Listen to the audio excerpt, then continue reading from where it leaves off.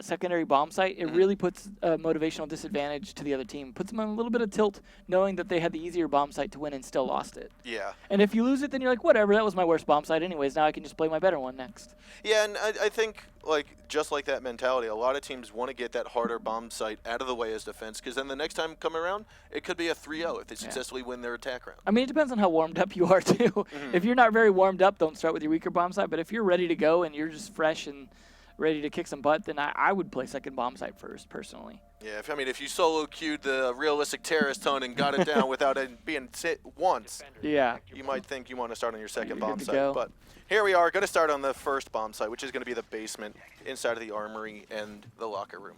So not a huge surprise on defenders in terms of who they're picking. You have Doc, which is, again, become a lot more popular now that he is buffed. He's a lot more useful. And he's a good operator. Like, overall, I think they made some good changes to him that made him worth choosing, but not a must pick. And that's kind of where I think Ubisoft wants a lot of the operators to be sitting at. And they are bringing a bandit, which, you know, obviously you want to bring a bandit or a mute to at least slow down blowing open those walls. But I don't think we're going to see any bandit tricking. I mean, the huge risk on bandit tricking those the locker walls, especially. If they get blown, you're just in a bad situation.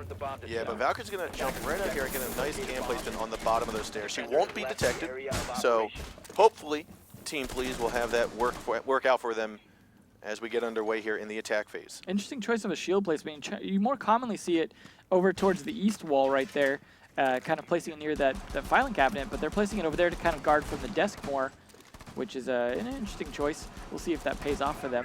Yeah, and I mean, if the attackers get control of that, that's just going to turn into their favor then, won't it? Yeah, when they go for the plant, right? That's where a lot of people like to actually plant the bomb, so they're definitely going to need to hold that, but I imagine that's the whole point of the shield, so assuming they can avoid getting shot, they will do so. You see Capto already wanting to scout out the ladder room.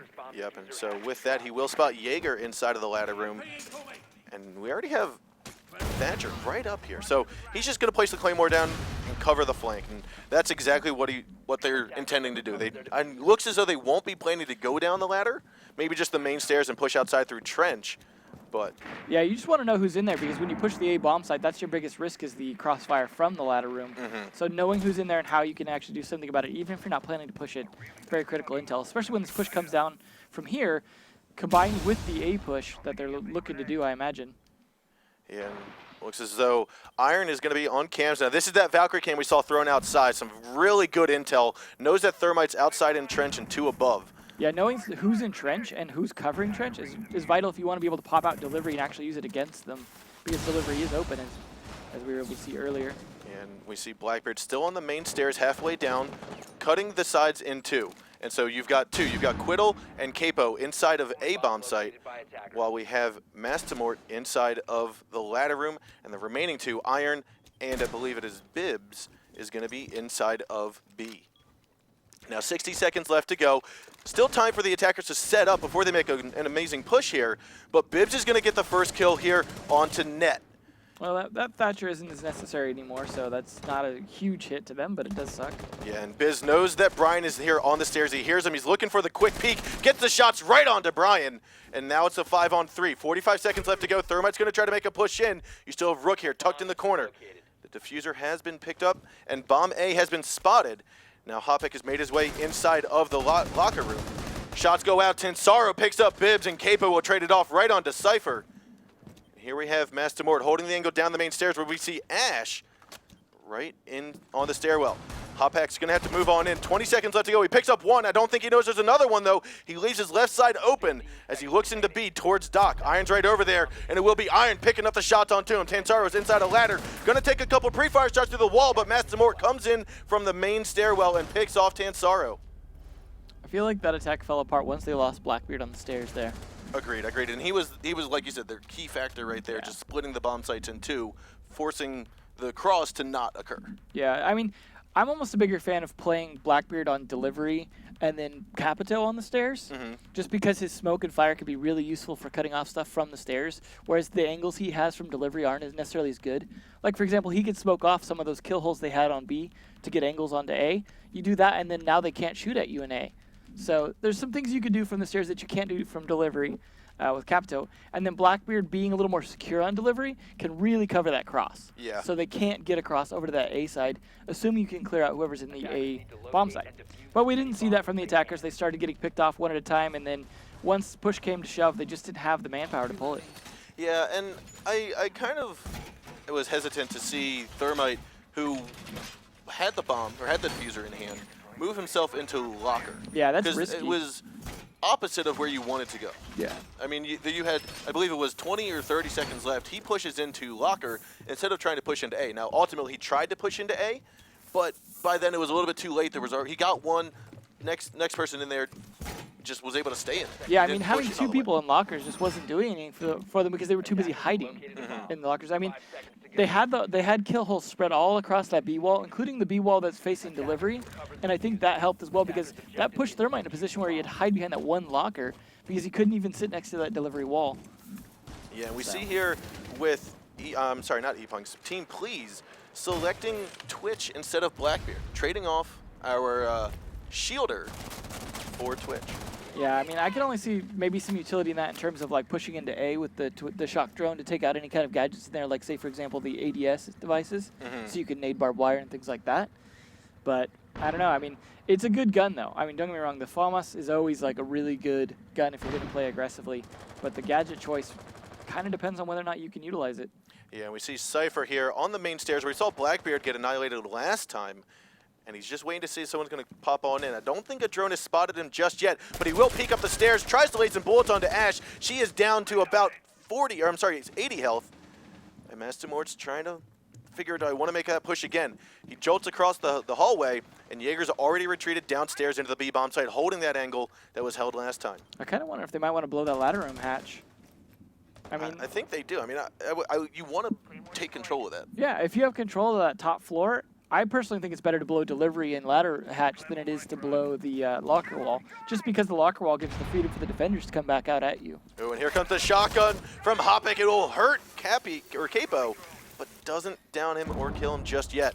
With that, the incendiary arrow will go out, holding off the doorway. And is Thermite going to try to make his push here? No, he's actually going to take the time to drone it out, where Hoppick is ready to kill the drone. Delivery, meanwhile, was opened up, and Bandit's going to be stuck right on the other side of the wall there. Taking a look over here at Net. He's inside a ladder, waiting for the shots. Brian will be also holding inside a ladder. And we see the Doc stim landing onto Hopek's butt to give him a little bit of a peek. That's the nice thing about having Doc on the team is you saw the aggressive peaks from ePunks, and they were able to get those heals on the guys that did the peaks. And it looks like the first floor assault from the main stairs has come to a halt as ePunks have been able to stop it. The last three attackers are going to be outside. Quiddle trying to make an appearance here in the middle. Looks as though he's going to open up that drop hatch into B-bomb site, something we don't normally see. Yeah, I'm not sure what the point of that is, other than if you think you can get an angle on someone that you know is there. I mean, you might as well blow ladder hatch. You get a lot more utility out of that. Yeah, I mean, it is 5-on-3 with 30 seconds left to go. Capo's going to come into delivery, peek a little bit too much, and pay the price for it. Thatcher's over here trying to make his way in. He gets 0 kills, gets killed in the process. And in the meantime, Hoppick also picks up the kills onto Quiddle. As well as Team Please played the defense before, I feel like ePunks had a much stronger defense, but I wouldn't play it the same way again. They took advantage of a lot of peeks, a lot of aggressive moves as a defender. Jaeger on the stairs, Valkyrie on the A door. Just putting all this damage and hurt on them early on really kind of slowed down their attack and put them in an awkward position, and it worked. But I don't know if that would work a second time. But I like the way they played it. Yeah, and you could see Team Please's attack that last round kind of fall apart at not just the very end, but you saw they were kind of really confused. I mean, Thermite went up to go blow the drop hatch, but he ended up rotating back down to the trench and dying instantly. Yeah, it was a little chaotic, and I do think the peaks that were coming out kind of threw a little bit of wrench in their works, is that they were not sure where it was safe at that point, which is, I mean, a nice thing to do as a defender if you can get away with it. And that's why I think it's good to have Doc. Like I said, if you can get away with it and only take a few shots, that's fine. Get him healed up. Now, it looks as though instead of a Doc, it looks as though Iron is going to be picking up the Recruit. I'm not a surprise. It's something we've seen a lot from him. He's got the MP7, the Iron Sights. Now, typically when you're going to go with the Recruit, you're going to go for the GSG9, get that 3 barbed wire. Iron Sights on an MP7. I've been told they're some of the best. I'm not much of an Iron Sight kind of person. Yeah, I think the MP7's a great weapon. I mean, you see people play Bandit sometimes just for the gun. There are potentially better choices depending on how you want to play it, But he does want to play the barbed wire, 3 barbed wire, and be a fast operator. That's exactly what he's going for. Fortunately, a Quiddle, on the other hand. Cypher, I might have just been a wall bang there. We see Master Mort just staring at his teammate's dead body. How did that happen? I think it might have just been some bullets coming through the window trying to say, hey, not going to peek it there. He actually might have been reinforcing the wall. I'm not sure if Capo was trying to throw a cam out or not, yeah, potentially. I could see a late reinforce being the cause of that. Definitely. I mean, if you hear that, just a couple bullets wallbang can mean the difference between a life and death there. Yeah, there's no risk in doing it as the attacker, right? You just lose a few bullets. Yeah. So with that, we see the sandbags wall getting opened up. Net is outside. We'll place the Claymore down. Waiting to see if someone's going to peek out as they go to take over the top floor. Ash leading the way. Net trying to open up the door to second floor into the laundry room. And if he's going to push in here, he's going to need some help by Brian, who's out here on the windows at the north end of the map. Bullets, though, go flying into Brian's face. His shield breaks, covers his face, and there's a safe Blackbeard at the moment. You got lucky there. One more bullet would have come through, would have hit him right in his head. Yeah, and with that, Net's able to push on in, does pick up the kill onto Iron. A little bit slow there from Iron as he rotates around towards the office building. Awkward camera to shoot. And so with that, just over half the round remaining. Still 5 on 3 at the moment now. E-Punk's coming on strong now. Yeah, picking off the one defender early helped, and then Iron getting picked off as well. That's the 2 MP7s both down. So Master Mort inside of the garage right now. Looks as though they might be trying to drone him out. Some nades are going to go into Mass. In the meantime, Kensaro's going to deagle Bibbs, leaving 2 defenders left alive. A Valkyrie over here inside a kitchen, and we see Master Mort inside of the garage. No shotguns, interestingly enough. There is the incendiary arrow will hurt Master Mort down to 40 health. And looking over here at Capo, he still has full health, holding an angle onto the stairs. But I think Master Mort might be in deep trouble. He was able to fall down the ladder, though. He's going to come up the main hall where I believe he's going to run right into Net. And, excuse me, Tensaro is the one holding the angle to pick off the kill. Last up is Capo. He tries to go for 1. He gets 1, stays inside a kitchen, and Cypher's there to watch if he enters into the hallway. He's going to look left. Not quite sure. There it is. Thermite looks through the hole, picks up the kill into Capo, and it's going to be E-Punks taking the shots and getting the win. That was well played by E-Punks. They looked for places where they could catch these defenders out of position or in bad positions. I mean, that early potential wallbang maybe helped, but catching them one at a time and picking them off, as long as you have the time to do so, is the best strategy for attackers, right? You want to weaken them as much as possible and get in a situation like that where you're just pinching the last remaining guys. And I mean, yeah, Valkyrie tried, but in that situation, you saw like 4 of them surrounding him. Like, where were you going to go? What were you going to do? There's It not wasn't much you can do. No. Not much at all. When all your team, I mean, it's good you stay alive that long, but when all your teammates are dead, it's not going to do all the. I mean, you got 1 kill, which was I think the only kill on the attackers for the round. So. All right, and so that will be, I believe, E-Punk's second disconnect. Yeah, I think it was. We'll have to get confirmation on whose disconnect, but in any case, there's a disconnect, and I think you guys know what that means. It means a restart. It means a short couple-minute break here while we get the teams back in lobby, get the match started back up, because right now it's 2-1 with E-Punks leading the way against Team PLS. Now, we saw some good defensive holds, some poor attack strats, we'll say, some poor attack attempts. Do you think we're going to see better attacks when it gets down to basement again? I would hope they would adapt. You know, there was definitely some big mistakes made. So I think, assuming they were paying attention to those mistakes, we should see a better attack the next time. Better. So with that, guys, we are going to take a short little break. Stick around, and we'll be right back after a 3-minute break and get the lobbies back up. So stick around, guys.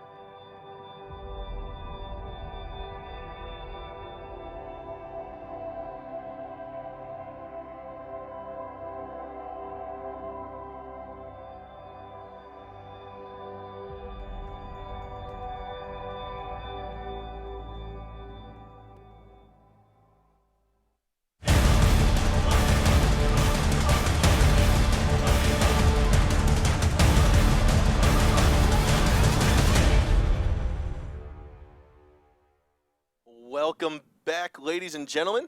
We are here. Lobby's recreated. All players are here. We're back on Hereford again. In case you missed it right before the break, it is 2-1. ePunks GG leading over Team Please. Now, as we start up, we are going to have ePunks being forced to choose the top, or choose anything but the bottom box. Yeah, that's the disadvantage of winning it, right? Yes. Now you gotta hope you have a good backup plan. Yeah, and so hopefully we'll see something a little bit different. I mean, we saw first floor bomb site be held. Might see it again here. I mean, it is kind of the two quote-unquote other bomb sites, you're going to see that first floor bomb site typically. Yeah. I think the way a couple teams typically hold it is, what, a 5-man on site, or is it more of like a 2-3 split? I think you need someone upstairs, potentially, because you can open those second floor drop hatches. So if you're defending the first floor, you could still use some of that verticality to your advantage. I would play at least one person upstairs or downstairs. Okay. I mean, it does suck to have to be stuck to rotating using the middle stairs, but it's better than losing all of your guys on site. I mean, I don't know. It depends, like, on how you could position your defenders on site, whether or not you can secure enough of them to be able to get those crossfires, or if you need that late roam to get someone, assuming that they don't have full control of that hallway. Yeah, and so we're going to see that bottom bomb, or that first floor bomb site, and they bring a Frost now. We see Frost setting the trap outside of the TV room. They're going trap heavy here. Very trap heavy. They must be thinking that there's going to be a heavy and fast push here from Team Please. And with that, Iron's got his drone right outside. But let's take a look at where Net is going to be choosing his frost traps. Now, we saw one get placed outside the B bomb site window. Seeing as how there's one frost trap remaining, and we're going to see, I guess, his other one went down at the garage window. Yeah, I mean, I think having Frost Capcan here is not a bad choice. I mean, they're going to do a lot of horizontal movement that might be fast and have to jump in some windows and things like that. If nothing else, just slowing down, jumping in windows can make a lot of difference for you as a defender, give you a chance to get into position to shoot them when they jump in that window, you know, provided even they nade out the traps or whatever they do. Capcan, maybe not as useful. I'm not sure how they're going to play him, but the Frost, definitely something worth considering. We see a lot of heavy barrel usage, which is interesting. You see Frost had the heavy barrel on that gun. That gun did get a buff, though, so Super 90 is not as dominant a pick as it used to be. You saw Iron open up the door, or open up the window into the master bedroom up there, and Net is just going to be sitting right around here in the garage, waiting for a push inside. If I'm the attackers, I'd want to get top floor control and work my way down, because you can bottleneck them on the stairs. You can work your way down and fairly securely take the top floors.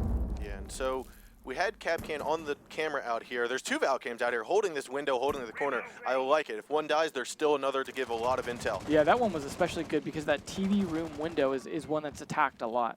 Yeah, and so we do see a 2-3 split, as we were mentioned earlier. Brian's going to be inside of the piano room, though, not the TV room. Looks as though TV room is going to be left open. I think potential for a retake, but Jaeger tries to make an aggressive move, jumps out, and it's going to be Bibbs there to pick up the kill on Decipher. Punished. Very punished. I think controlling piano room is an important one. We are seeing some vertical play, though, which is good, taking advantage of being on that top floor and getting some angles down. Yeah, but that late opening there just gave away that strategy. Yeah, you kind of want to do that earlier, especially with 3 drones going around right now. Yeah, definitely. So, still half the round. Now, Hot Pickaxe going to try to make a pistol kill here. Manages to land one shot, but doesn't do the damage it needs to. It's going to be Iron moving on in as Thatcher picks up the shots on on Sledge. And he's taking over Dining. Last up is going to be Hophack, who's upstairs, and Net inside of the garage. Net tries to come back in. He's looking to the left through the hole, but it will be Capital trying to take the fight through the hallway. And he's down to about 5 health. Net's stuck inside the garage now. There's no way to get out, no way to return. The Capital arrow will take out his own teammate as Mastermort falls to the fire. And over here we have Hophack, who's managed to make his way outside. He's detected, tries to get in. Sledge and Hophack just going back and forth. Finally, the knife land fight right onto Hop. And Capo is able to take the shots on the Net inside a garage. I really would like to know what happened with Capo there. He literally stopped the diffuser from being planted and killed his own teammate. That was, I don't know if that was a slip of the button or what, but that really could have cost them the round there. Agreed. It very much could have. Now, Frost felt a little trap. She managed to get her way down, and we saw Sledge was like, I think I know I can wait to get down there. Opens up the drop hatch and catches her off guard. That's the problem with playing that garage, is the only escape route was to go downstairs and then be forced to come back up the stairwell that you know they control at that point. So it is unfortunate there's not like a good outside stairwell that Frost could have ran to. So it was a bad situation to be in, and almost got the diffuser, like, he almost shot the diffuser himself, shooting just above the diffuser's head, but Capo made sure that the diffuser got taken out either way. So, good attack, though, otherwise. Definitely worked. I mean, they're not going to have to defend that bomb site again, at least, so. At least not next round, anyways. Yeah. But with that, that ties it up. A 2-2. Team Please ready to come back into the fight here. Yeah. They are going to be at an advantage now, at least, so if they can just hold this securely, they should be able to come up a point ahead. Now we see the impact grenades being used to make murder holes. Now, most murder holes are typically done by a shotgun. Do you think utilizing the utility here is going to be the best option? I don't think that was worth it, just because, like, I think the impact grenades are better when you want to make a vaultable hole. Like, you want a hole that you can shoot through and jump through, which I personally like to make them kind of higher so that you can shoot through it without exposing too much of your body and then still be able to vault through it if you need to. But they obviously have some kind of strategy with the placement of those. I would at least reinforce between one of the walls between them, otherwise they're just going to wallbang the heck out of that. So, we'll see. I mean, shotgun I would have preferred for sure, but perhaps they just don't have a lot of shotgun power right now. Looks like a little bit of late setup here inside of the classroom, a bomb site. Very late. Where right now it's very crowded. You have 3 defenders.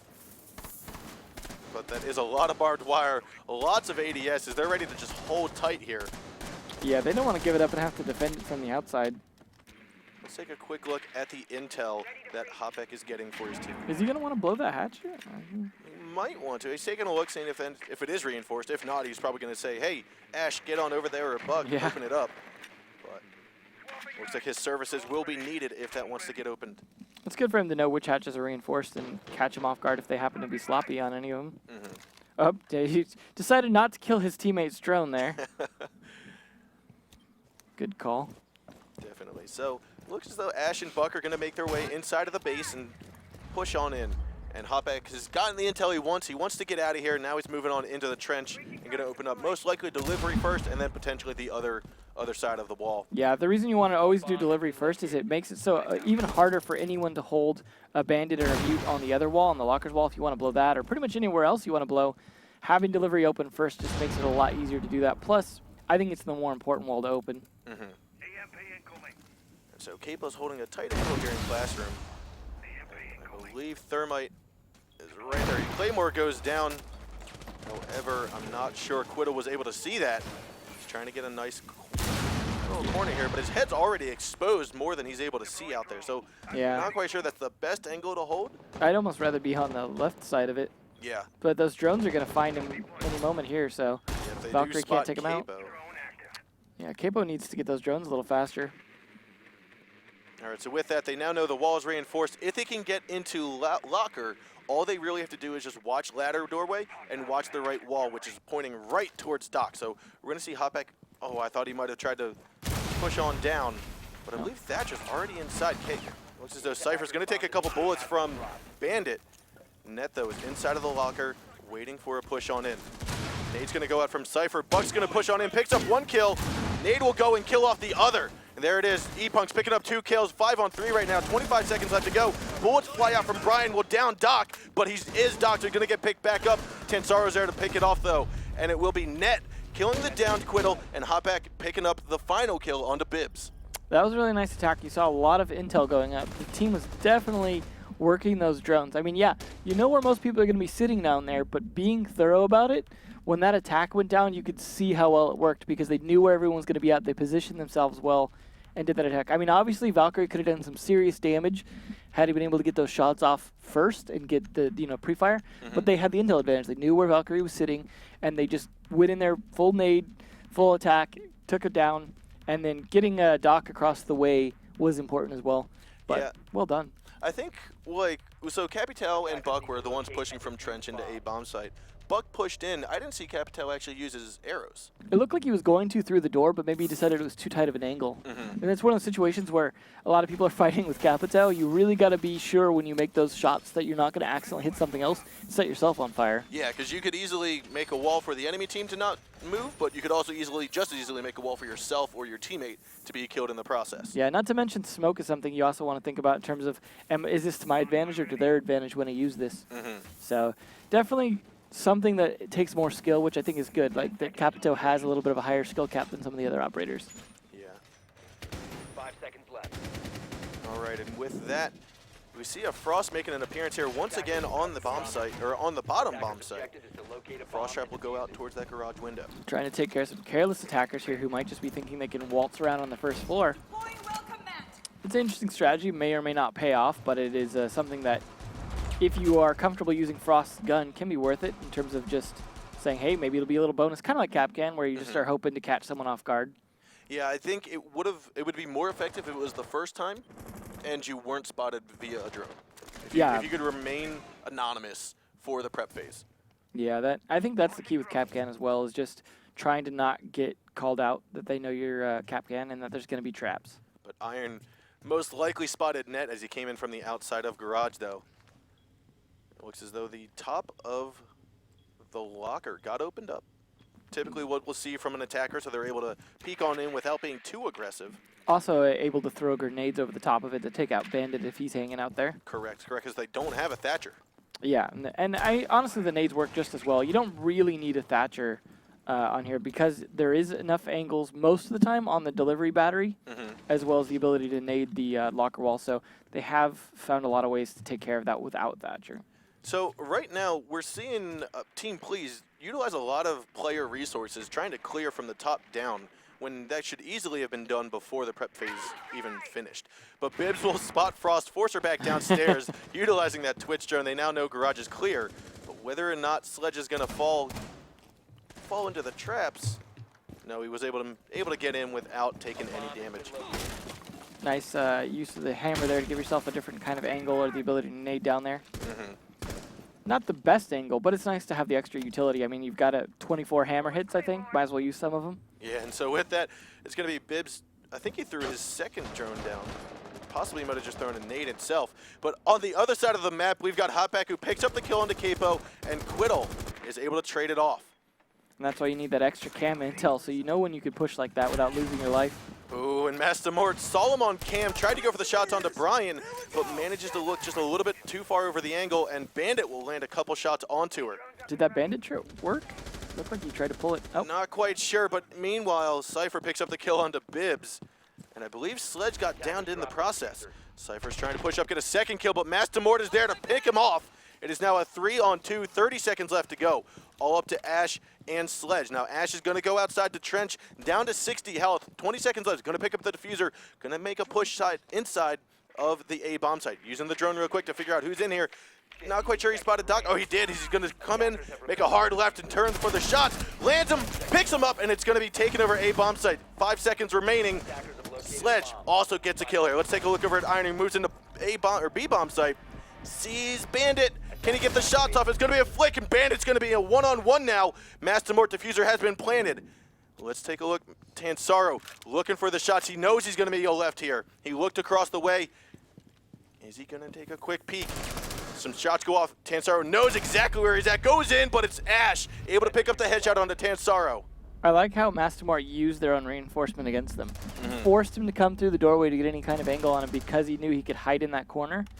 So it's well played. I mean, that could have not worked in terms of like their gunplay there at the end, but I feel like E-Punks did what they shouldn't have done, which was repeat their aggressiveness. We talked about that earlier, how that aggressiveness from Jaeger on the stairs, from Valkyrie in the trench, really paid off that first round, right? Playing very aggressive, but then doing it a second time would get punished, and we saw that.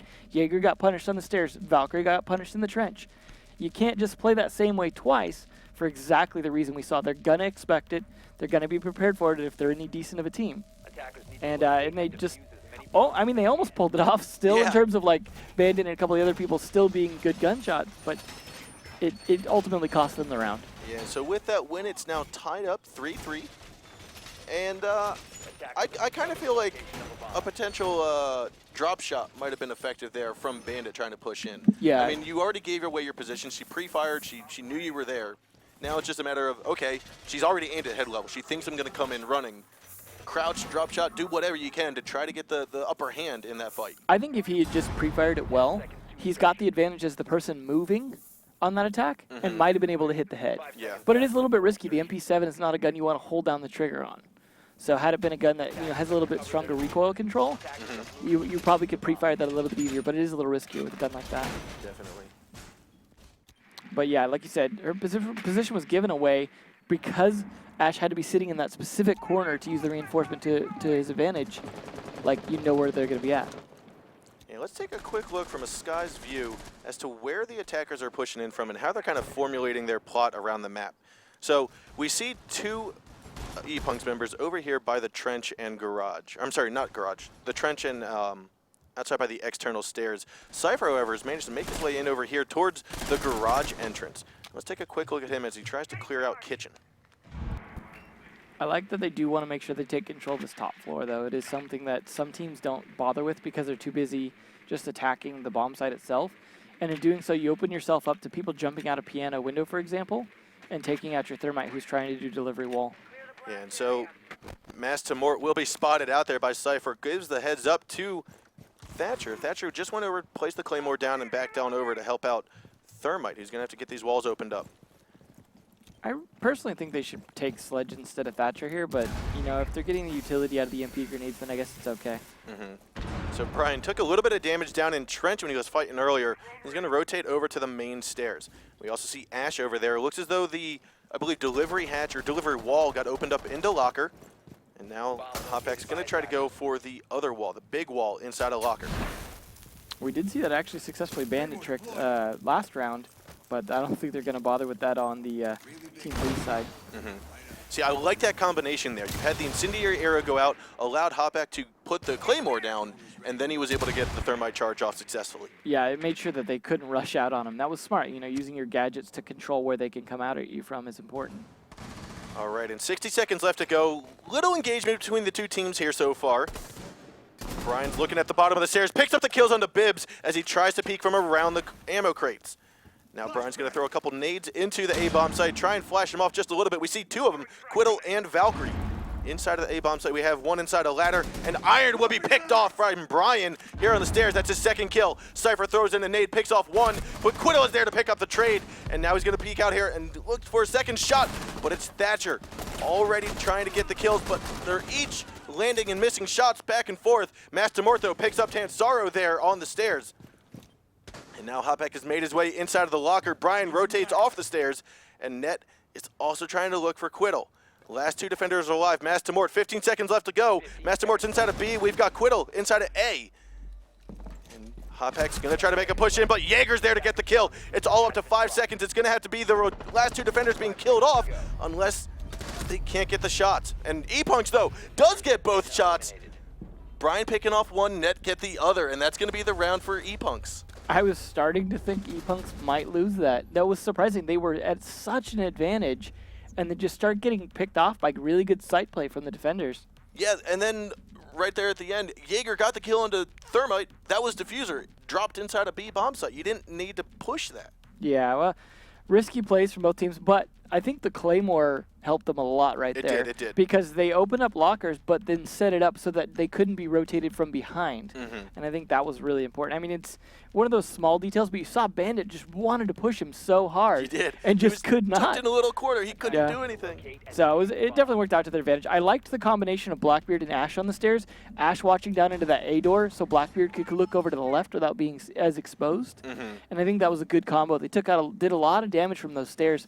Blackbeard ultimately being the one that won the round, essentially, for them there. So it was a good combo. I'm not sure Ash got taken out, but might have got a little greedy there. Yeah. But it was a nice angle.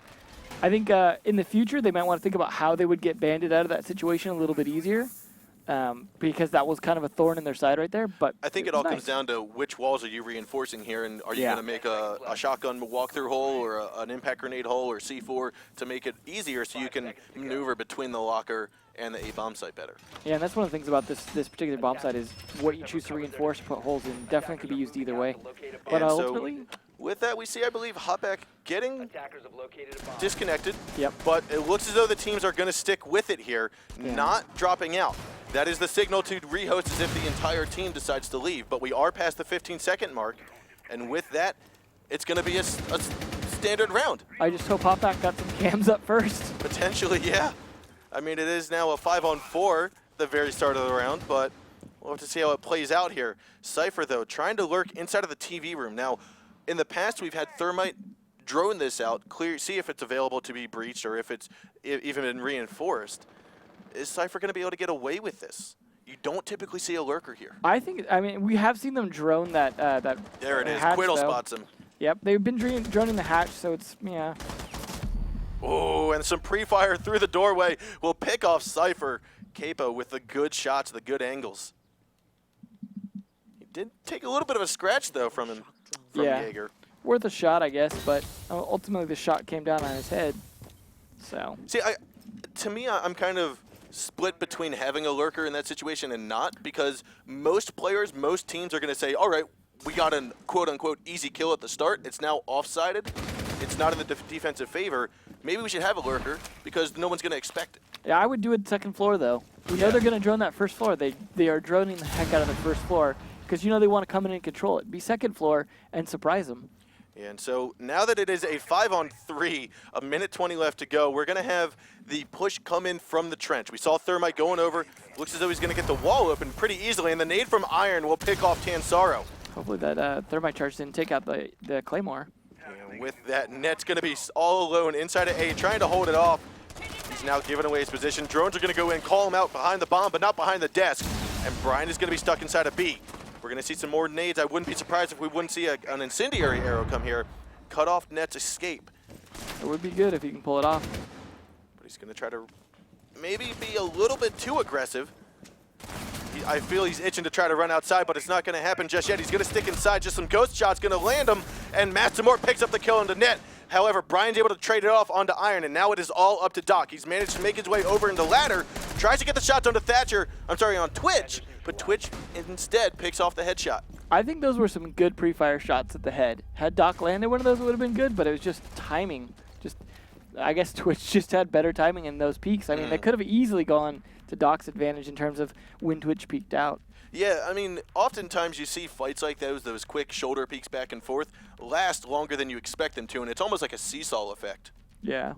So with that, it looks as though E-Punks will back out of this round, and that's going to make it another rehost. So right now, I believe it is 4-3 and 4-4. I'm sorry, 4-4. So we're heading into overtime, and that's going to be we're going to have to remake for overtime. Yeah. So with that, guys, let's see how this ends up here. But overtime now on Hereford. Again, we're going to see the bottom bomb site to start. We've seen both teams make a favor towards the first floor bomb site. Yeah, we haven't seen the split. We haven't seen Dummy Depot on the top floor yet. Do you think they might be holding that in their holding a wild card in their pocket to go split? I think only if they're just consistently losing first floor. Yeah. I think they don't want to play it for the reasons we discussed earlier in the issues of vertical play. Yeah. So, I mean, and we also saw that hurt Valkyrie, I believe it was, or Frost, when she had to drop from TV room. Yeah. And then rotate around. So. Yeah, it's not working out for them to play that, and TV room is kind of been back and forth for both teams. So. All right, guys. Well, while we make the lobby again, get everyone back in here, we are going to cut to a short break. So stick around, and we'll be right back after a little quick minute here.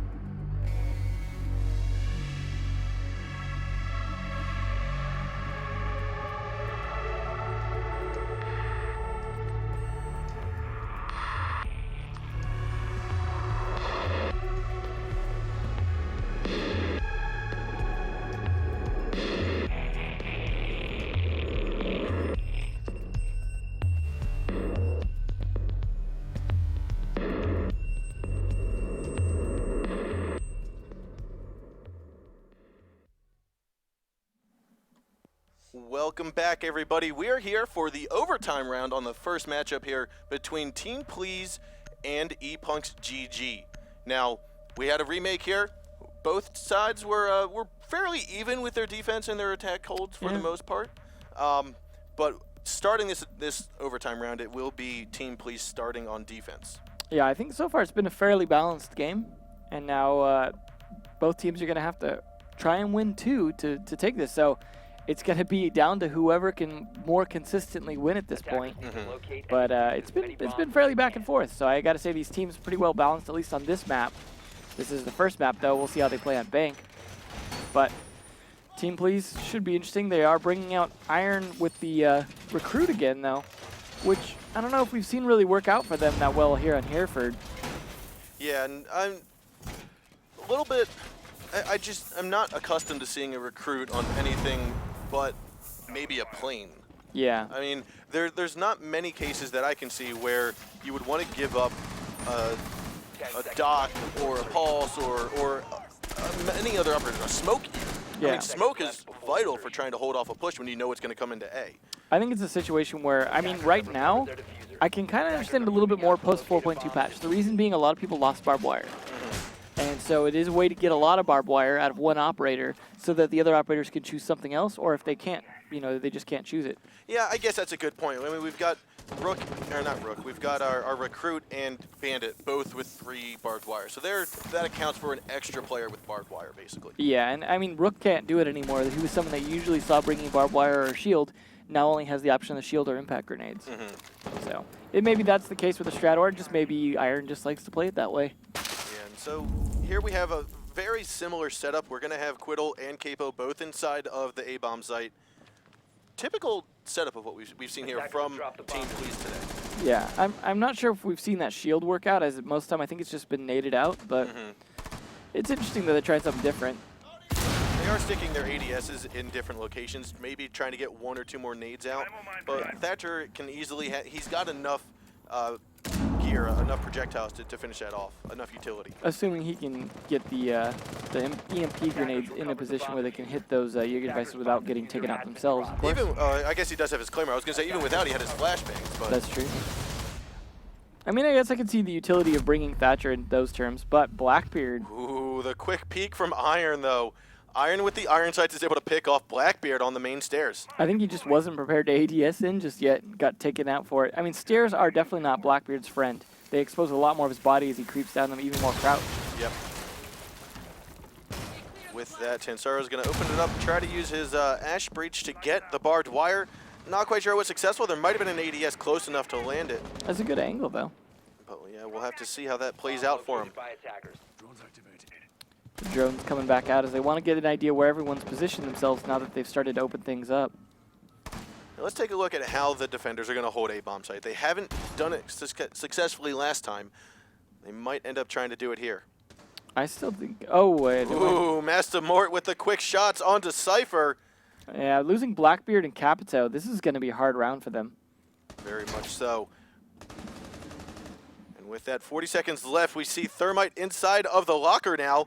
Manages to get in, holding some angles, though he knows that one's inside a B, one's inside a ladder, but with 5 defenders still alive, it's going to be a miracle if these guys can pull it off. Bibbs, though, trying to land it, takes it onto Net, but Net is able to trade it right back off. 2-on-2, or a headshot back and forth. So 2-on-4 now.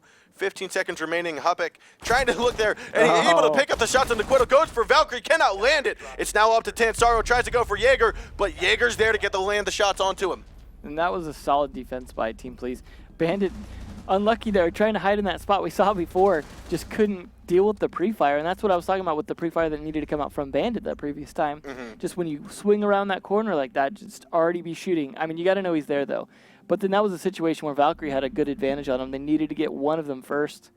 So maybe having a teammate with him might have helped, but it was ultimately losing Blackbeard at the beginning put a huge amount of pressure on them as they lost all control of the stairs, and then Ash had to try and do something with it. So it was a good defense by Please. Yeah, I think that Quiddle has been there almost every round in the bottom bomb site take, and I think some more needs to be done with that position. Yeah, it is a hard bomb site to vary what you do other than reinforcements and kill holes because there's just certain positions that need to be defended. I'm still not a big fan of the 2-man in A, but the issue is that dealing with a lot of the longer range shots from defending A from outside is much more difficult on Xbox. And so it's a situation where playing 2 in A is something you might have to do in some situations unless you can keep good control of that trench. Yeah. And that is something we have not seen from defenders yet, is trying to do something about that trench except from the A door. We haven't seen anyone playing that piano window yet, which is something we do occasionally see on PC, people jumping out that, taking out people in trench, or even people like Zed, will climb up delivery and just come around on people on trench as fast as he can. Yeah, so we're talking about this window inside a piano as it stands right above delivery, which is typically going to be that first door, that first wall that Thermite tries to open. And it's a situation where as soon as he starts blowing it, you might even be able to jump out at it as he's going to be busy doing something else. And that was a C4, I believe, from Hoppick, who tries to throw it up out of the doorway. Doesn't land any hits, though. So, one C4 down, doesn't look like they're going to have any others. No explosives, almost no utilities left here on the defensive side. But we've seen teams hold it with even less. Some good Valk cams, though, able to give some intels on where the push might be coming from. This one, though, from Hoppick, I'm not sure why it's not spotted just yet, but yeah, maybe it's because it's underneath the little lip of the curb. Yeah, the lip. Yeah, definitely. I think that's. But the lip is also working against him, as he could have seen 2 right there, both blocked by the lip. So that is the ultimate disadvantage of camera placements. And with that, it becomes more into some information gathering here for Team Please, as they try to formulate the strategy to go against the defense as it stands at the moment. A lot of time left, though. No kills come down. It's still 1:45 left. They just got to get some things open, some positioning set up, and maybe take out one defender before they make a push would be ideal. Yeah, they're gonna have to get into A. I mean, we haven't seen a push into B be successful just yet. But you talk about taking one out. We see the nade from Iron there, landing it onto Tansaro, blowing him to bits. Yeah, and that's going to give them the edge they need to make this push in, assuming they can get their positioning right. But they all want to go stairs, or is that the defenders? That is outside. There we go. Taking a quick look over here, and we see no one entrenched just yet. Thermite, I think, is trying to plan on coming down. Frost has managed to get into A and is going to hold between the fenced bomb. For whatever reason, Ash is carrying the diffuser on the stairwell. And that might have been an oversight. At least he's rotating out now to do something about that. Going to drop the diffuser for his teammate and go back to the stairs. Yeah. So here, Quiddle's now saying, "Up, I think I might see the tip of your shotgun."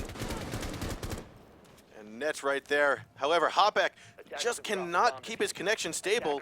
He's now been disconnected once again. And unfortunately, time has already surpassed, and that will not be a disconnect.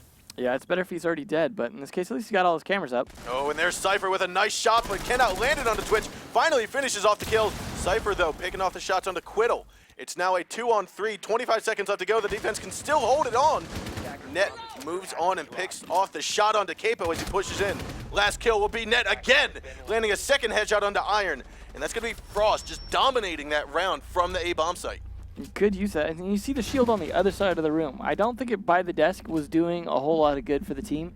It was too easy to nade, too easy to attack. And we saw when you placed it over there, had Frost with the good gun, and using those kill holes in the wall to some serious advantage. And that's the danger of pushing lockers, right? Yeah. So. All right, and with that, that will be E-Punks, I believe, their third rehost of the day. So hopefully we won't see any more from them, because if they do rehost once more, if they have reached that 3, if my math serves me correctly, that's going to be one round lost for them. Now, here in the Pro League, there's a rule that states that each team gets 3 disconnects in a given night. So they can utilize those. If they have to utilize those disconnects in rehost, they can utilize them in the first match, the second match, or any combination therein. But once you do reach that 3rd rehost limit, every match after that, you lose that round. Yeah, and that's why we saw them stay on that 4-5 situation where they were like, well, we either forfeit the entire round or we try and play this out with our 4 guys that are left. So, guys, with that, we will have to cut to a short break while we get the lobby remade. Hopefully, we're going to see the conclusion of this match between E-Punks GG and Team Please, because right now it is 5-5. Whoever wins this next round, they're going to take at least 1 point home today, guys. All right, so stick around. We'll be right back after this quick break.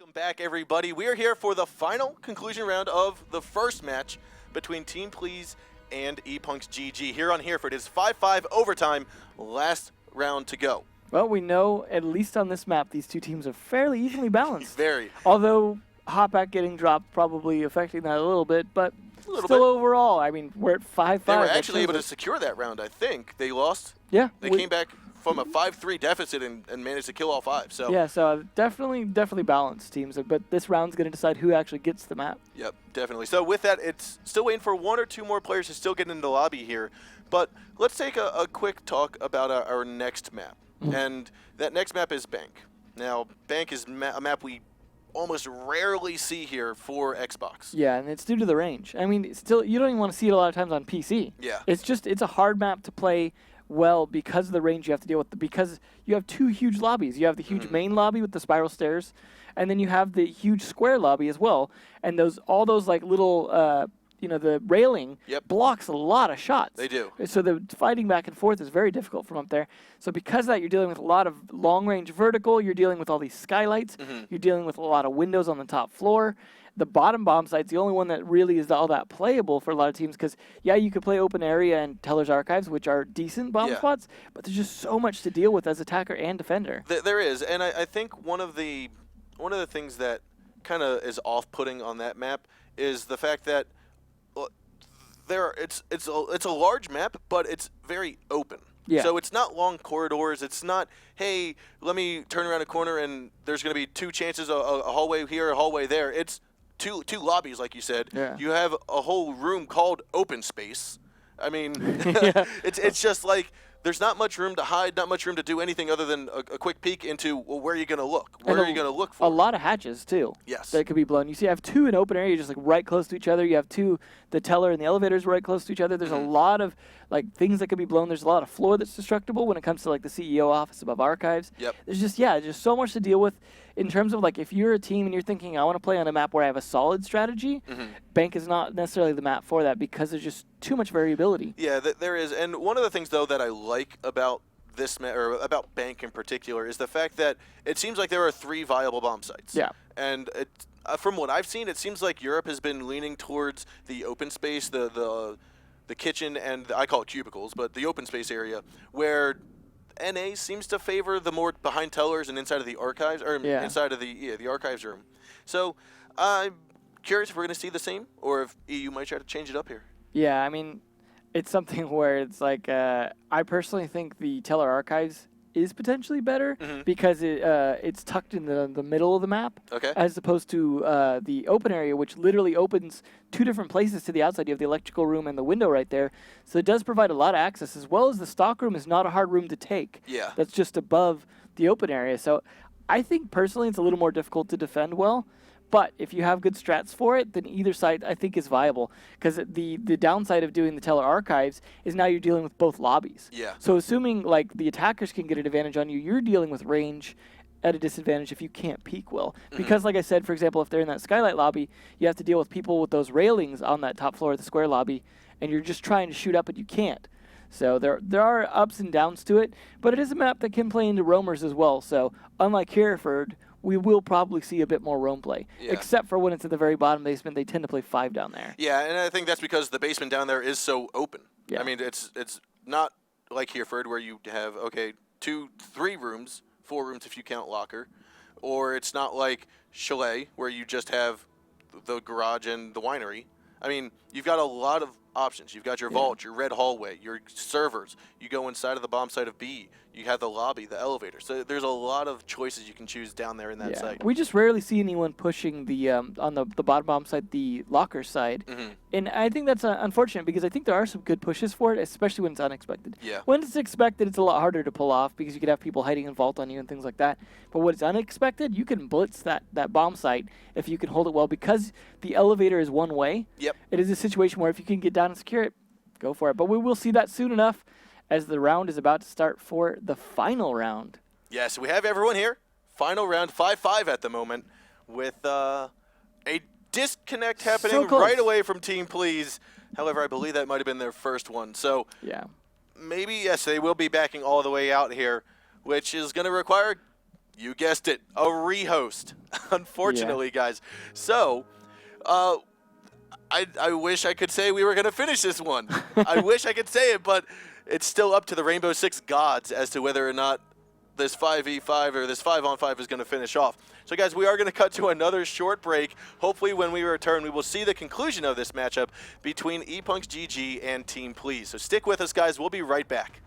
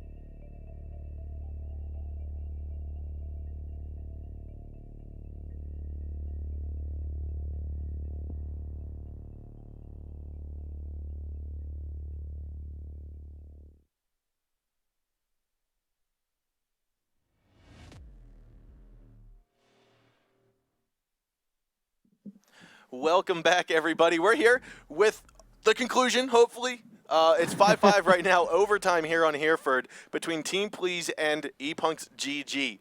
Now, we're being told that there are 3 disconnects per side right now. Yeah. So if another disconnect occurs, it might just be a forfeited round and we'll move on to bank. Yeah.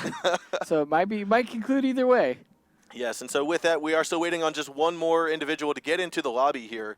Map is on Hereford, ready to go. Now, we keep talking about defense. Let's talk about offense now.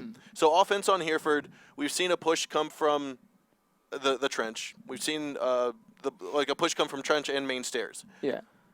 What other ways do you see a successful attack happening on that bottom bomb site? It's interesting that we have seen them twice try and blow that B hatch, the one that's just in the TV room, but we haven't seen them do anything with it. And I think that I'm not sure if they're doing it as a way to distract them or as if, hey, B gets cleared for some reason, we're going to drop down there. But it's a situation where if you drop down successfully, you still have to deal with people coming from 2 different sides.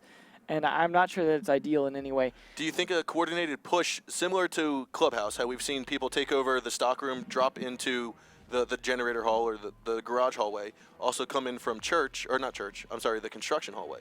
You have a push like that. Yeah. Do you see a push like that happening from ladder and the drop hatch? That's what I was about to say, is that I hope that they start taking control of that ladder more, because I think that's something that can be underrated in terms of when you have that ladder room control, an A push is way easier. Yeah. Because it's a situation where you can kind of, if you can get into A and you have ladder already secured and they try and come at you from B, it's very easy to cut them off if you know they're coming. And it's just at that point, it's very easy to defend.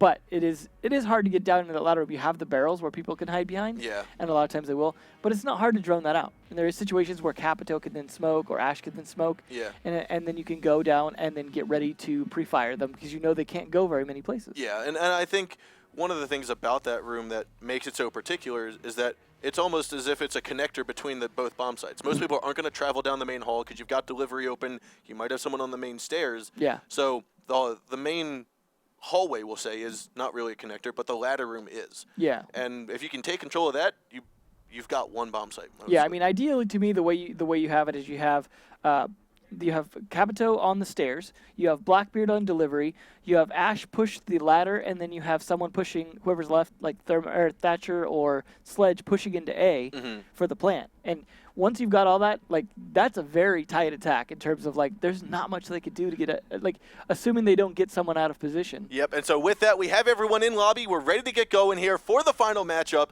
of this map. Now, we will have Bank afterwards, but at the moment, it is 5-5, Team Please and ePunks GG going at it for this 1 point here. And we are going to see not the bottom bomb side. I believe both sides successfully defended it, so that's going to force them to that first floor. So this is definitely an attacker-favored round, but they can't get cocky on this and hope that they can just win it. They're going to need to be thorough, make sure they catch the upstairs, make sure there's no roamers on either the other floors, and then take control of that main hallway as soon as possible to cut off any rotates from any other part of the map. I think once they do that, if they could just pick people off one at a time, they can definitely take this as an attacker. Yeah, and I think what we're going to see here is a little bit more vertical play from the defenders than we've seen here in the past. I mean, I think we saw maybe like a 1-4 split. Yeah. I'm expecting to see a 2-3. I hope so. At this point, they really need to do what they can to make sure that it's not some kind of easy take control of the map. That was close. I thought Capo was going to blow it a little bit prematurely and destroy his own bandit, but he considered it. He did consider it. See, I'm not a big fan of reinforcing that hatch just to stand on it, because what are the chances someone's going to go underneath you and shoot it, as opposed to leaving it as an escape route for yourself? Aha, now you're not thinking like a pro player. No, just kidding. I have yet to see people stand on a hatch and get shot from below. It can happen, don't get me wrong, but just the chances of an attacker, for example, even having a shotgun, they're going to have to Ash charge it or Buck shoot it. So we're not seeing Buck here, so yeah, I would rather leave it open as an escape route, because TV Room's going to get a lot of pressure on it. And so taking a quick look at where all the defenders are, we actually see Bibbs down underneath inside of the trench, looking for Net, who might be peeking his head out. He spots Ash, goes for the shots, lands some bullets, but cannot get the kill off. Meanwhile, Capo's over here inside a TV room. So injured already. Massively injured, and no doc to help her out. That's definitely unfortunate. Iron deciding, of course, to play his barbed wire recruit instead of a doc or anything useful. But who knows, the barbed wire could come in handy, although in this particular bomb slot, maybe not as much, except for on that B window, I guess. That or those main stairs, but in any case, looks as though the attackers are trying to take over the top floor, and we did see Ash head on up here, and she's up here with Net. With that, it's going to be a duo trying to take it over, and as I say that, Tanzaro's going to back off and head downstairs. We do have one person down, Quiddle just crawling around bleeding out. I wonder if that's where they're going to try to go. Looks as though Master Mort is going to come on down, try to help out his teammate. I believe Quiddle was injured inside of the garage. Personally, I think they should be playing up, not down, because down you have to rotate through the stairs. Up you can rotate through drop downs. Yes, agreed. But hey, these guys have probably worked out their strats, and we're going to see them happen here. We'll see depending on whether or not they win this. There is one attacker who's at least wounded, but the defenders are in a bad position right now. But trying to equalize that. As you say that, Thatcher is picked off, and there it is. Brian and Cypher trying to work their way into garage. Hopex opened up the sandbags wall, just giving a little bit of pressure to the defensive team. Tansaro is outside of Piano, picks off one kill, and Rook's going to try to make the peek, but doesn't land any shots on Tansaro. It's now a 4-on-4, 60 seconds left to go. And Brian is outside by the front access. Looking at Capo. Capo's right underneath the bomb site here on the other side of the wall from Brian. Now Brian's going to drone this out, but we'll see if he actually spots Capo. I think he might have taken his drone into Piano there where he does spot Bibbs. So Tansaro's going to hold that angle while Bibbs is stuck right there, and they're going to focus their attention towards Brian. Yeah, and that's why it's worth holding Piano Room, is even if you don't get kills on people, you force them to spend a lot of attention on watching that doorway and window because it's such a good flank to be. Yeah, and so with that, I believe Hoppick was able to get upstairs but got downed in the process, and Diffuser is going to be down up there. 20 seconds left to go. The attackers are going to have to get up there, grab the Diffuser, come back down, and get on in if they want to win this round. 15 seconds left to go. All the defenders are on site, waiting for the push in. Tensaro's going to try to make a push. Quitto's going to get 2 kills, and it will be a 3rd kill. Capo tries to get 1. Iron also lands the shots onto Brian for the final kill. Wow, 4 kills coming down within the last 15 seconds. That was definitely a desperate push by the attackers. Good on the defenders for holding tight in their positions. I think that's what helped. They were playing a little loose at the beginning, going for those peaks and kills. But ultimately, that just put the attackers back a little bit. But then they held their position, and that's ultimately why they won. Yeah, it was. And I think what I liked about that defensive hold was they realized, okay, Diffuser looks as though it might have gotten killed up top. Now, let's get out of kitchen. The drop hatch got opened. We don't have many spots to hold. They're able to successfully hold all of the TV room and look into the kitchen. Yeah. Now, I think that was vastly due in part to the information they got from Valk cams out there. Absolutely. Yeah. Intel is, it's hard to see it sometimes from a spectator point of view, from our point of view, how much intel matters. Yeah. Because we can't hear their comms. We can't see necessarily all their cameras and drones. And it is a huge part of this game. It is. Especially on a multi-floor attack that you're trying to defend against. Yeah, and so I think we might have some highlights. Let's see if we can get them up on the screen for you. But in the meantime, we've got a new map coming up here for the Xbox scene. Yeah, one we just don't see often. We might have seen it once before, but not a popular one. So it'll be interesting to see how these teams play. You see how evenly balanced they were on this map. Although, I mean, yeah, it came down to the last 15 seconds there. Team Please won it, but it was not an easy battle for either team. So the question is, how balanced are these two teams going to be on Bank? See a lot of good gunplay coming out here from some of the attackers on some long-range battles, which is not something we see necessarily them winning a lot. So that does show that both of these teams, just looking at these highlights, do have the capacity to play something besides shotguns, although as I say that a shotgun clips good. So I do think that there's more of a chance now that we could see some good Bank play than previous season, because we do see a lot more of the attackers, or the defenders, using their SMGs and assault rifles to actually fight at range. Do you think we might see some ACOGs here? Now, ACOGs has typically more so been a PC site. We haven't seen much of it on Xbox, and I think that's just due to it's easier for the recoil using a non-ACOG scope. But I think it's a little iffy. More range? What do you think? I think it's a little iffy to switch your loadout so that you're not necessarily as comfortable with, perhaps. Maybe we'll see one if there's someone that really thinks they're going to get the advantage of it, maybe a Jaeger or something like that. But overall, I think they're pretty much going to play it how they played Hereford, but dealing with a little bit more long range. This is, though, a map that, because of those big open areas, that we're going to see a lot of importance of Valkyrie cameras, not for the outside so much as for the inside on this one. Yeah. I mean, there is the outside repellers, but jumping out to get repellers is so risky on this map because that entire front, you can't get back inside. So unless you're going to run down the sewers or something, it's risky to do so. You're going to see a lot more indoor play than you did, for example, in Hereford. Yeah, very risky plays. So we'll have to see how that works out here. We are getting the lobby recreated. Teams had to leave because of all the rehosts, so we're working on getting everyone back in here. But meantime, we constantly refer to and talk to defense and defensive strats. Let's talk about attack strats, and we'll talk about them for the top bomb site, or not top bomb, the main floor bomb sites. And let's talk about open area first. Yeah, that's very much top control. You really want to get control of that top area because there's destructible floors you can use to your advantage for both bomb sites. Because you can attack the open area from above, you can attack the archives and Teller from above.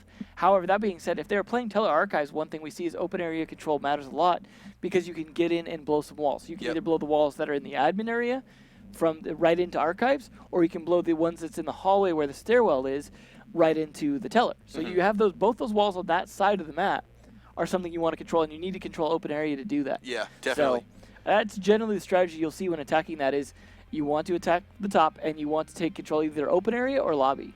Gotcha. So looking at what we've seen these guys do for the most part. They seem to favor pushing in from one side or the other. Yeah, not a lot of pinch action. Not too much pinch action. Like if I would have seen a lot of more ladder play, I would have said, okay, they're into the pinching. But they will do a little bit of the perpendicular flank, right? Yeah. You have like the stairwell versus an A. And yeah. There's a little bit of that. So looking at the other bombs out on that main floor, you've got the tellers and the archives. Pushes from there, from attached I think that's a good pinch one because you have the people able to play on the upstairs of the square lobby with the skylight, and then people able to play the other lobby, and you can really do a good pinch from the two. The nice thing is you can even use repelling or attacking from outside a little bit to your advantage because you have the skylights, and you can hang on the wall that faces into the big main lobby, and there are some good angles in. You can try and catch people in the door or hiding behind the tellers. So we'll see if they play any of the repelling action, but there is some good options for the attackers, provided they don't do sloppy things like run in on that top floor without properly droning it. Yeah, and I think that bomb site, the tellers and the archives, can be played very similar to how you might play a canal in maps in kitchen. Is maybe have a split from defensive side of you, but take over that top floor as an attacker. Open up, get rid of the angles for the defensive team. Yeah, you'll see a lot of roamers will hide upstairs. You'll see them hide in the janitor closet, for example, is one place, or the conference room CEO area. Just that kind of middle of the top floor is a good area to hide. Occasionally, you'll see some sneaky players. They'll hide in the actual elevator. Okay. So. All right, so we're still waiting on one last individual to get in here to the lobby. While we do that, let's talk about if we see a top bomb site. Top bomb site. A lot of people know the bottom bomb site. We'll save that for a little bit later. But top bomb site, we might see it, might not. Yeah, it's pretty risky to take CEO, mostly because of the windows and not just the windows to the outside, but the windows to the main lobby. So if you take that top bomb site, you're in a situation where there's a lot of ways for them to shoot you without exposing themselves very much. They can hang on those windows I was talking about outside of the lobby. They could be on the parking garage roof even across from it and shoot all the way to the door. There's all that access to that like secretary office kind of thing that's just prior to the CEO office. There's also the ability to attack from the skylight, the square lobby side, especially once that wall's blown open with thermite. And it's just so much pinch on you from all sides, especially at range. Yeah. It's just not very defender-friendly. Yeah, and there might be 3 stairwells, but it's going to be difficult to actually rotate back up if you have to get down there, or if you're playing a lurk underneath for whatever reason. Yeah, the stairwells are kind of split funny because there is 3 stairwells, but 2 of them only have access to 2 floors. You have one that only goes from the bottom floor to the middle floor, and then one that only goes from the middle floor to the top floor. Yeah. So there are some interesting splits in how the stairs are set up. And the one that goes from the middle floor to the top floor, the main lobby kind of curved staircase, is a funky one to run up for sure. Yeah, and so with that, guys, we have everyone in lobby ready to go here on Bank, which is the second map between ePunk's GG and Team Please. Let's take a look at those bomb sites to figure out what we might see, what we might be witnessing here for a defensive port. Yeah, there's that curved staircase. This is the one that's just problematic to defend. It can work occasionally, but open area right there and teller office and archives, definitely preferred. And of course, CCTV room and lockers, where most of the fight happens around that CCTV and server side. Yeah, and we have ePunk starting on defense this time. They started on attack last time and failed to be successful at the very start. We are seeing them bring in an operator they did bring on Hereford, which is Smoke, because the ability to defend the CCTV room from servers by using Smoke, very important. Yep. We are seeing that Twitch come out again for the attackers, as well as Sledge. They're not bringing any kind of Thatcher or anything like that. Pretty good, a solid attack lineup here. Nothing too gadget heavy though. Mostly just what they need to have, and then some good guns.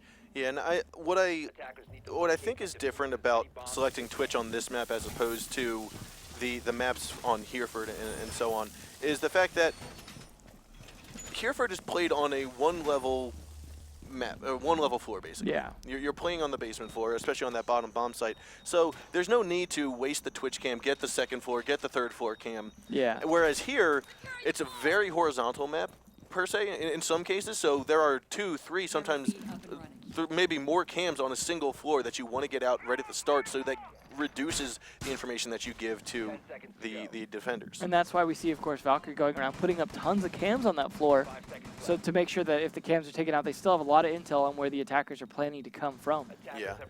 And we saw Twitch over here. She starts out by the parking front. Most of her teammates are going to start over by sewers, and we already see Ash and I believe it is Sledge potentially dropped down into the sewers. Ash going to lead the way after droning out. Spots the barbed wire, knows it's going to be close. Here's the camera from Hotpack, but doesn't actually spot him just yet. Hopefully they take that camera out. That could be really bad for them in terms of knowing when the peak's going to happen. And there's one, there's two. Master Mork gathering some great intel. Irons on the other side will gain just tremendous amounts of intel from both of those camps, realizing that they are server side heavy. At this point in time, you can see Iron saying, okay, let's rotate around, let's get out of here. Let's open up maybe the teller drop. Yeah, this is definitely a situation where you rotate around because 3 people in servers is way too much for the defenders to do, and just have the one person in sewer keep them busy. I mean, at this point, Tensaro and Cypher, the only things holding this side. You could take out Tensaro fairly easily if you could drone him out ahead of time, but it's a situation where they've got to make this call on the fly. And this is one of those great cam placements here by Valkyrie. Able to get some intel about maybe some transfers of players. Yeah, they're going to, if you're a good team, you're going to be trying to count and track operators so you can have some idea where the attack strength really is. One person got downed already, though. It looked like, did they drop off to reset themselves or Looks fell as on though accident? Valkyrie did fall down. She was inside a server, though. Must have got back up. Must have got a reset. Yes, Doc there. Right there to help her back up. Now, looking here in the bottom bomb site, we can see 4 defenders. 5th one is going to be over by the elevator. So all defenders, you can see the server side, the A bomb site, very heavy, very heavy. You see Sledge, though, wanting to sneak down the server stairs, does get one with that nade. That's going to hurt. Yeah, and so Hotback got downed, picked back up, and is downed once more. That's going to help. Like, this does still, again, force them to focus on this server side unnecessarily while the rest of the guys are attacking the other side. And they opened up the A bomb site, so they've trapped Valkyrie. I'm sorry, they've trapped, I believe that is Bandit inside a server. But Cypher is able to peek up into the drop hatch and downs and picks off Quiddle. With that trade, it's now a 4-4. 40 seconds left to go. Doc's going to heal Cypher. And also, Twitch will pick up the kill onto Tansaro. So now 3v4, 30 seconds left to go. Looking at Cypher, he's looking down towards server push. And we're also having Net. I would start throwing smokes at this point in time. You got to stop him from pushing it. Capital's about to get in here. Net is holding the angle, but at the waist level. So looking for some shots. He misses them yet, but and he doesn't pick it off. Mastermore picks off one. Capo picks up the other. It's all to Jaeger, but Bibbs is there to get the shots onto Cypher, and that's going to be Team Please taking round 1. They definitely burned up a lot of time rotating back and forth, and that could have cost them the round in terms of the amount of pressure on them to get in time. But starting to land those kills as fast as they did, making that push in aggressively, while the defenders just didn't know which side to defend, I think it paid off. Especially missing that shot into Capito as he ran in to the servers. I think that ultimately helped crush them. Yeah, now we're actually seeing Doc and Rook being rotated out of the defensive side, and there's going to be the recruit, but it looks like we're also going to be picking up Pulse and Smoke. Yeah, no Doc or a Rook. This should be interesting in terms of if the attackers are able to lay down the damage. We do see a Blackbeard now on the attacker side as well, which we didn't see last round. So this should be interesting in terms of how this plays out pretty differently than the previous round. The question is, how are the defenders going to lay out their defense, as we saw what happened with the 3-man in server thing not working out so great. Yeah, and so what we're seeing here, again, going to see that bottom bomb site. This is that drop hatch I was talking about behind the teller's desk, which I felt like they could have made a push from there, made it a little bit easier on themselves instead of trying to force themselves into A, which is what they were trying to do. Yeah, it's a situation where I would blow that hatch just to make them think you're going to do that anyways. So then they're really worried about both sides. So then you can kind of call it off of some droning on that and decide which side to push. Yeah, in any case, the round is over and done with, and Team Please takes the victor on that one. I like how they had Iron up there. Since he didn't have a lot of gadgets to place other than barbed wire, just doing drone hunting in the lobby. And that is something that is sometimes undervalued, is killing a lot of those initial drones can really pay off if the defenders or attackers are not willing to keep some outside. And so with that, we are going to get underway in the attack phase here. And it looks as though we're going to have most of the attackers starting outside by the back alley. Now, that's been a spot that has been heavily peaked in previous gameplay. Yeah, it's risky to do from either side, really, if they're prepared. So, I think teams are kind of undecided on whether or not that's worth it. It can be a pretty brutal thing to do, though, in a ranked or casual game. And we have here Iron holding inside of the open space, inside of the office, right above the drop hatch that played such a crucial role in Team Please taking that win last round. So Quiddle staying holding steady inside of the garage as Smoke. Not the best spot I would feel for Smoke though. No, interesting choice of trying to actually hold this garage. But again, yeah, like not the best use of Smoke. He needs to be in that server side area or red hallway to be able to help stave off those pushes. He's not going to be able to do that from there. And if he gets in a firefight, he's not going to be able to get out anywhere. He's stuck behind that truck. So he thankfully changes his mind and comes back in. Taking a quick look over here at the defensive setup. I'm sorry, Brian will get a double kill. One onto his own teammate, second one onto Mass to Mort. And that's going to be that drop hatch right that we were talking about behind Teller's line. And I believe we have a couple that dropped inside of the vault. However, Smoke looking right here, picks off one kill. Did see Ash as well. I like that shot right on the tippy top of Blackbeard's head. Very nice angle right there. Cypher, though, picks up one kill. Tansaro picks off the other. It's now up to Quiddle and Bibbs. Bibbs is inside of the A-bomb site. Quiddle's going to try to come around from the other side. Spots Valkyrie and will be wall-banged as she decides to shoot through. I'm sorry, the Ash picked it off. Bibbs is all alone inside of the A-bomb site. Last one alive. Not using the heartbeat sensor to get any intel yet, though. It's 40 seconds left to go. Diffuser is not in the hands of anyone just yet. It's sitting on the bomb spot, which is not a bad place for it to be. And Net has been injured over here, so it's now a one-on-one. Bibbs tries to wallbang Cypher. Cypher's going to go for some shots right back at him, and it will be Net dying while bleeding out. So Cypher versus Pulse over here. Pulse went back into the vault. Cypher trying to come up around from behind. He manages to get into the bomb site, but doesn't have Diffuser just yet. 10 seconds left to go. Bibbs is going to be there. Lands a couple shots onto Cypher. Cypher also gets a couple bullets right onto Pulse. 5 seconds left to go. It's going to be a push here for the fight, and Bibbs will get the shots onto Cypher as they duke it out into the vault. That was a heck of a dance there for like a good 20, 30 seconds. Left, right, back and forth, and down they went. Which is nice. You don't see a lot of those kind of battles over the vault very often just because teams don't push that other side. So it was definitely more entertaining to watch in terms of a good fight between two good players. And it was nice to see a push on that side. It almost worked. It almost worked. And that's exactly what I was talking about with the opening up that drop hatch, especially when they're server heavy. Now, fortunately for Team Please, they weren't that server heavy, so they were able to hold on. I think at that point they needed someone pushing down the server stairs to be able to come from behind, and then Pulse would have been doomed. Yep. So it's a situation where you need the extra manpower to do that, but they obviously used all their manpower making a push on the elevator side. Almost paid off, but without that extra pressure from behind, just ended up too much of a dance around the vault. And seeing as how E-Punks was unable to successfully hold the bomb site down here last time, they will try for a second time. Now they're down by 2 rounds already, though. They've got to make this count. This is the better bomb site. They need to successfully defend this, or they're going to be getting shut out pretty quick here by Team Please. Yeah, and we can see Smoke being chosen once again. No Rook.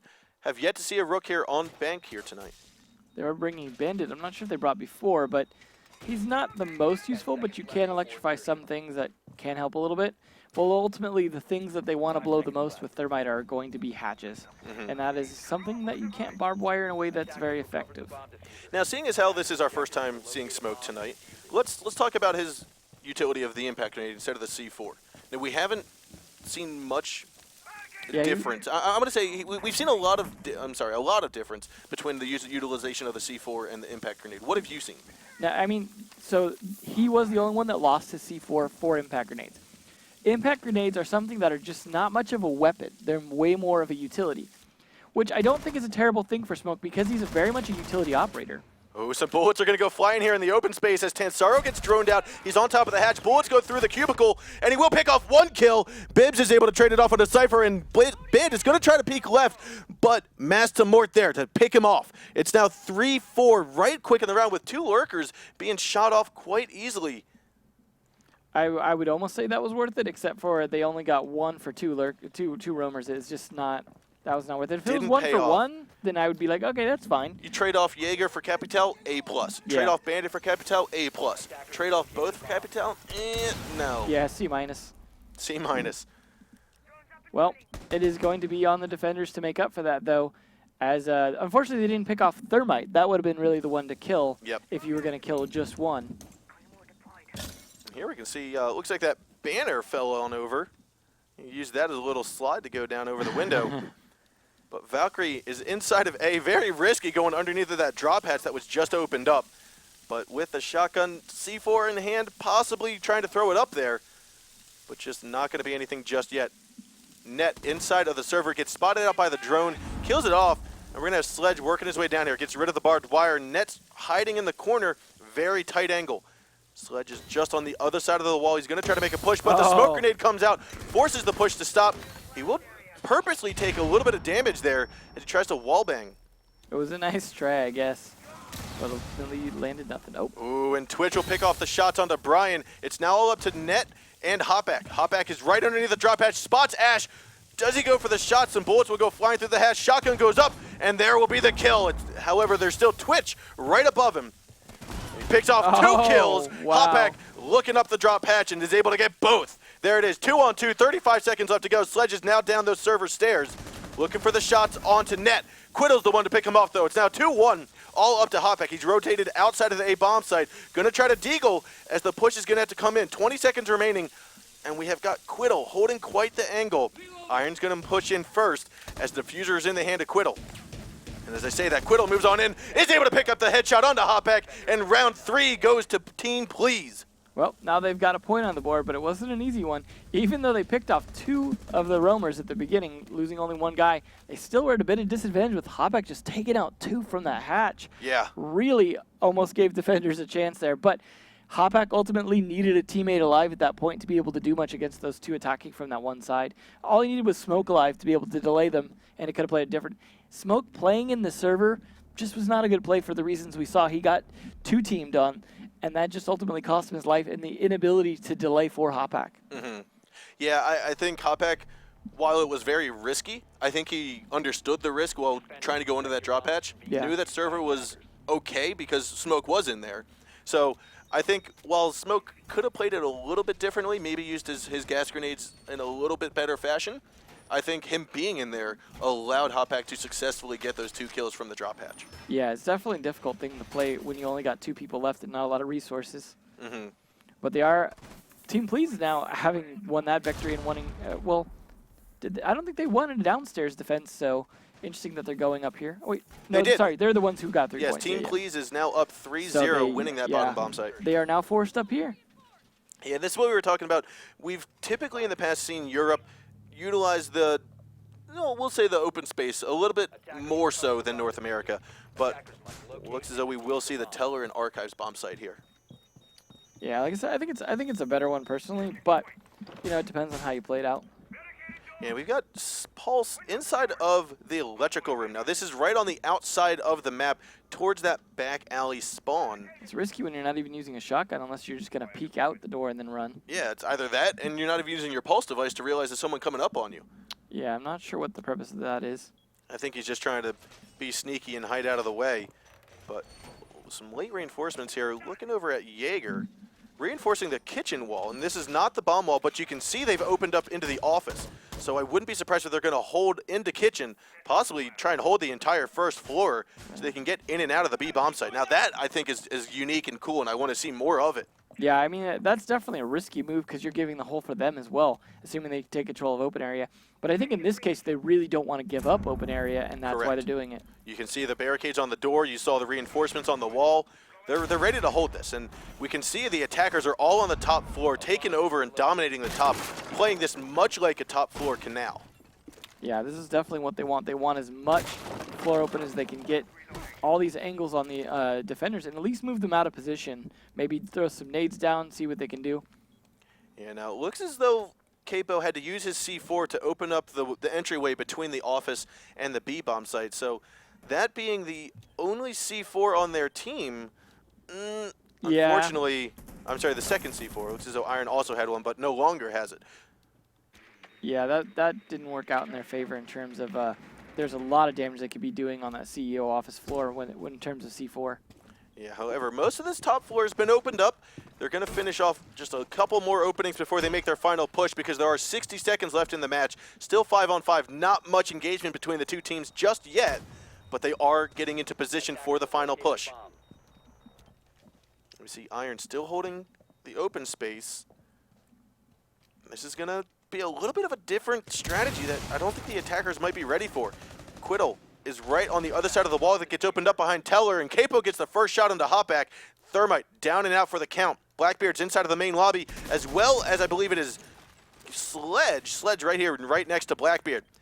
Capital looking towards that open space, spots Iron, lands a couple shots, but not enough to get the shots done, not enough to get the kill.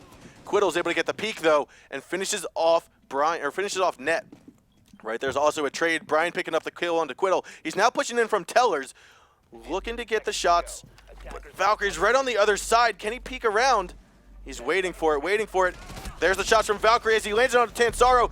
Master Mort will get the shots onto Cypher. Hoppack gets C4, is able to get Capo. However, Mass is able to pick up the second shot and the final kill onto Capital.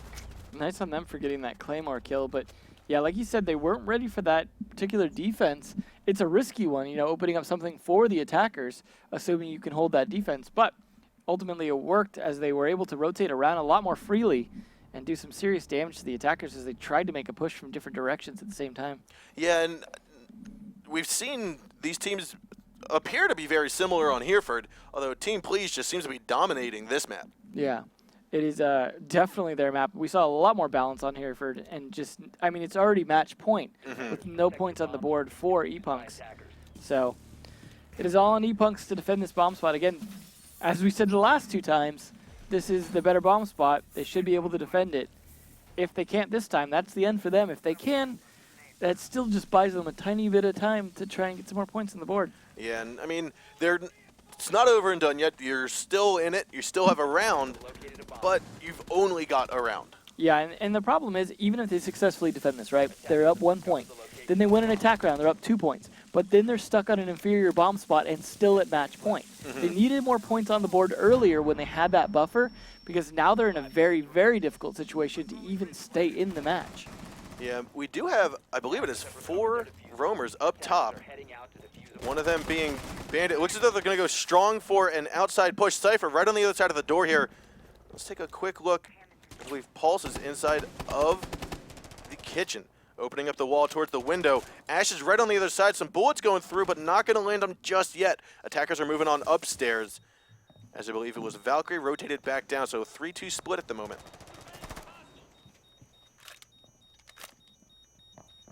And we see here 2.5 minutes to go. Smoke, again, the only one down here. Hopback getting on cams, the Valkyrie cams that he placed himself to get as much information as possible. The attackers have made their way upstairs, going towards that main hallway and over towards the elevator ways where Mass will go. Interesting just walking into the lobby like that. Hopefully it was droned well enough first to know that that's clear. But I do like that they're pushing in from lone office as well. Yeah, and they're taking over a nice, but Bandit's right here. I'm not quite sure Bibbs is going to spot him. Waiting very silently, very still. Tansaro has a chance to pick up a kill here onto Twitch. And this is risky because he doesn't know how many attackers are going to be right there. He's going to have to time this really well. Surprised drones have not seen him. Net's drone is right next to him, though, I think, or either that or right on the stairs. I'm sorry, no, Net's his own player. It's the icon right underneath of him. I thought it was a drone for a second, but no. Tansaro's still right here. This no could one be critical. sees him just yet, but Brian's here. Yeah, Brian's going to be able to get some idea at least who's on the outside of that wall if he's got the range for it. And Cypher inside of the archives, laying a couple ghost shots, tries to get Capital. He does land the headshots. Another peek might be costly for the attackers. This is definitely a big gamble in playing so many roamers, but this could really pay off in terms of them being desperate at this point to win any rounds. And Quiddle's inside of the garage. I believe he opened up the drop hatch, but rotated around. And Iron still inside of the teller's office. Now we see Cypher's deciding, hey, let's rotate around. I don't need to be here any longer. Same with Pulse. But Tansaro is still sitting right here. 40 seconds left to go. It's now a 5-on-4. 35 seconds left. Definitely a lot of pressure on the attackers to do something here, especially down a man like this. This actually looks like ePunks could have some interesting advantage this round. Ooh, Mastamore picks up 1 kill. Net picks up a second. Hoppack is there to get one, and Brian also gets one. With that, it trades it off to a 4v1. Thermite's able to pick off one, but cannot pick off the rest. Hoppack gets the shots, and it's E-Punk still in the running here, as it is a 4-1 at the moment. Well played by the defenders, doing something drastically different and it paying off. I can't imagine that's going to work again necessarily, but it's what they needed to do when they're down and out this bad. Although that doesn't change it from being match point. They need to get all the way up to 4. They need to win 3 more rounds to make it an overtime. Otherwise, any round lost in the next 3 rounds costs them the match. Yeah, and Team Please has been very successful at holding this bottom bomb site. So we're going to see it here once more as they take it over. Now, if Team Please wins this, which is looking likely, that's going to give them 3 points on the board. And as we saw, they already have a pretty good position on the board now due to some of those good victories recently. This could be a very, very important match for them in terms of staying towards the top of that leaderboard. Definitely, and I think with a 4-1 lead, temptations start to arise from the leading team saying, okay, do we want to try something new? We've got a little bit of leeway. Do you think we're going to see anything special? I think you, especially being probably a little tired from having played Hereford for a while and that being so back and forth, going all the way to 11 rounds, just shut it out at this point. Yeah. If you're that team, you just play solid, play what you know, play what you do well, play what's worked with the variations you need to do to adjust. But don't do anything crazy. I mean, that was for E-Punks to do, right? They were the desperate ones. They were the ones that needed to do something drastic.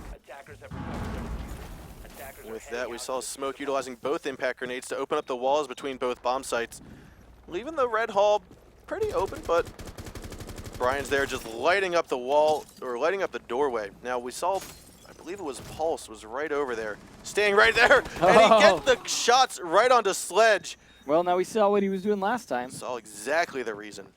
And with that, that's going to be a clean pickup kill. Team Please is now in the lead, 5-4. They're all getting back onto site, saying we got our job done. Made them halt, made them double think. That's discipline right there. A greedy roamer is often a dead roamer. Them getting their kill and rotating back to site, that's good discipline, and that's why they're at 4-1 right now. You can see Cypher pushing all alone from the construction entrance, Looking from for the that sewers. camera. Where's that Valk cam? I know it's got to be here. He's like, I know it's here. Is Irons on it right now? He's looking for the shots. Now, this is a typical pre-fire spot from the man in server, and at the moment, that is Iron. But let's keep an eye on Cypher, see if he's going to push up as Iron sticks on his camera.